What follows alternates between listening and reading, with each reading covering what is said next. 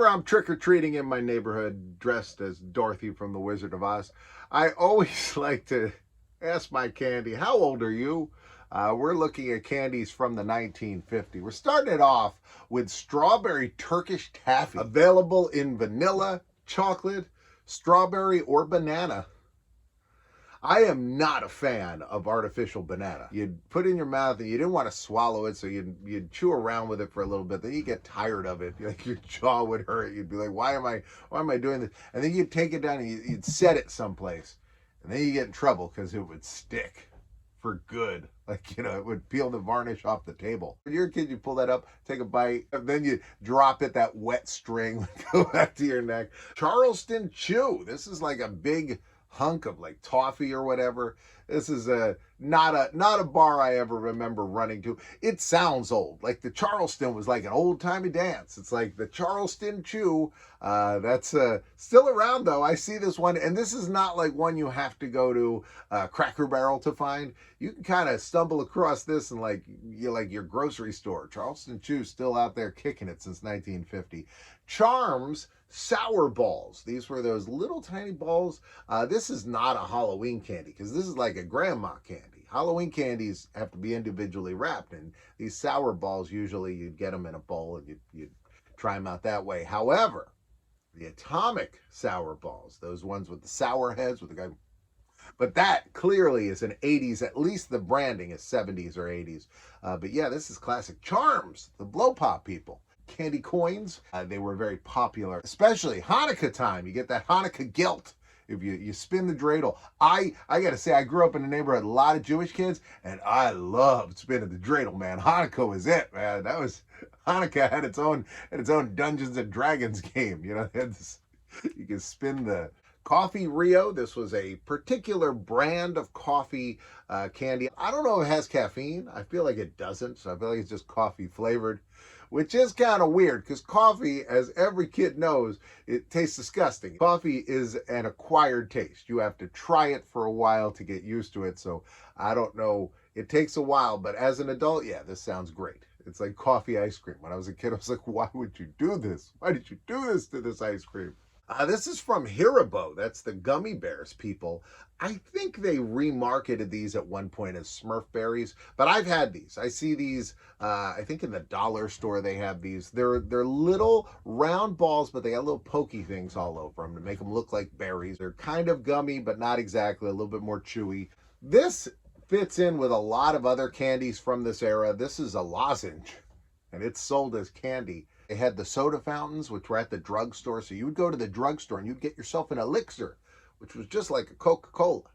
So this was, one of those, hey, it's medicine, but also, what the hell, it's candy. Why not?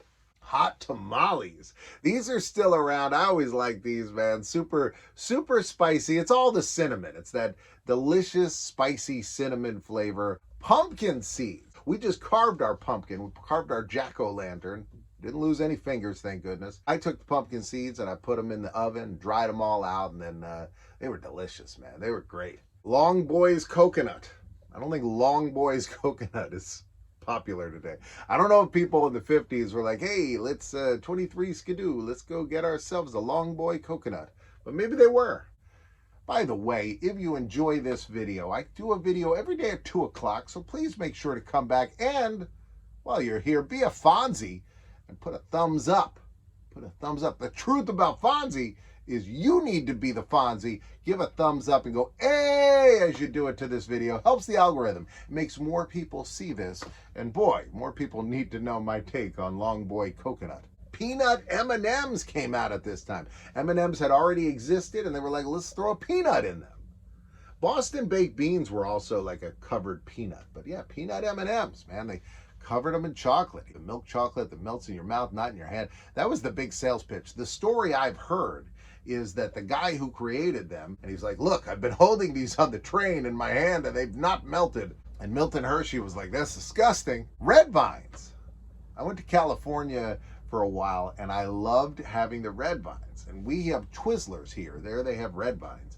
And red vines, superior candy, I gotta say. I thought it was a Twizzlers, man. Because I do like the black Twizzlers. The red stuff is not licorice, technically. It's just a candy. It's a candy shaped like licorice. The black stuff is licorice. If you eat too much licorice, it'll kill you. But you got to eat a lot. I will chance it. But I do like the flavor of some licorice. I like black licorice and the red vines. I like these, man. I remember I went to the El Capitan Theater. And next door they had the Disney soda fountain, which is like Ghirardelli's now. And it was great. You could go there, get like a bowl with like Pirates of the Caribbean on it and get your ice cream in it. And then go in and see Pirates of the Caribbean. And I love that. And one of the things they had was they were like, you know, with your ticket, you get a soda and red vines. And I was like, what are red vines? And I was like, well, I'm going to find out. And I had them. What was great about that theater, by the way, was they would do a pre-show. So like before Pirates of the Caribbean, they shot a cannon from the balcony and then it hit the screen. It burst into flames. It was like special effects, but very cool. And before Beverly Hills Chihuahua, I went and saw Beverly Hills Chihuahua there. And before the movie, they brought out the dogs from the movie. And I was like, I was starstruck. I was like, oh my God. And those dogs just kind of ran around. They jumped through hoops and stuff. It was great. And I saw, like 5 or 6 years later, I saw the girl dog from Beverly Hills Chihuahua at Universal. Not at Disney, at Disney's competitor, at the Animal Actors Show. And they brought her out, and she was old. She was definitely the dog version of Joan Crawford in Sunset Boulevard. She was like, I'm ready for my close-up, woof. But that's good times, man. That theater is great. If you get a chance to go there, it's wonderful. And they have Donald Duck's star is right out in front of it. So you can go over and see Donald Duck's star. I got something to show you. I got this a while back at the Disney store online. They were clearancing this. How do you clearance this? Look at this totem Donald Duck. Look at him with the fists. He's mad as can be. Carved into wood. There's his little Donald Duck butt. It's all resin, of course, but I love this thing, man. I'm so glad I bought this. This is not a toy, but look at that. I'm excited about tomorrow. Tomorrow we're going to a food festival. I'm going to take you guys with me. We're going to see Graham Elliott, who's on MasterChef, so that should be a lot of fun. It's been good times lately. We had a lot of fun. We've seen a lot of neat things. Hope you guys are ready for Halloween. Going to get your 1950s candy. Right now there's going to be a box here and a box here. You can choose either one. I'm in both. I'll see you tomorrow at 2 o'clock. It's going to be a brand new day, new adventure. I'm going to be going to that food festival in Edison, New Jersey, the town named after Thomas Edison. Come back at 2 o'clock.